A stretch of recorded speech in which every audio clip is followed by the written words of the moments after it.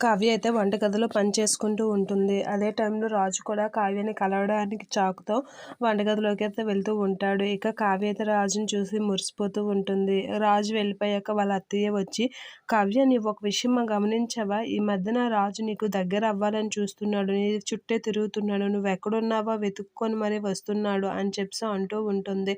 ఆ మాటలకి, "అవునత్తయ్య, నాకు అదే అనిపిస్తుంది" అని చెప్పేసి అమాయకంగా అంటూ ఉంటుంది.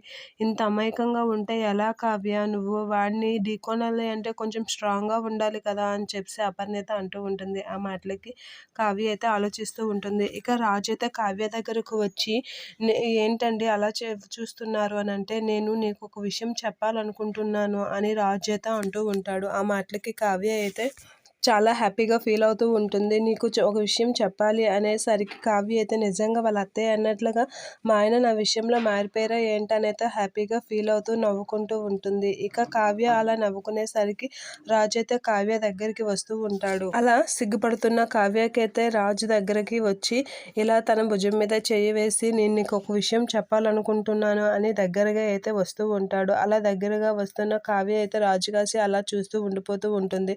ఇక రాజు అయితే కావ్య చేతులు పట్టుకొని అయితే ఒక విషయం అయితే చెప్పాలని అయితే చూస్తూ ఉంటాడు. ఇక కావ్య అయితే రాజు ఏం చెప్తాడో అని అయితే చాలా ఎక్సైట్‌గా రాజు కళ్ళల్లో చూస్తూ మురిసిపోతూ ఉంటుంది. అలా మురిసిపోతూ చాలా హ్యాపీగా ఫీల్ అవుతూ ఉంటుంది.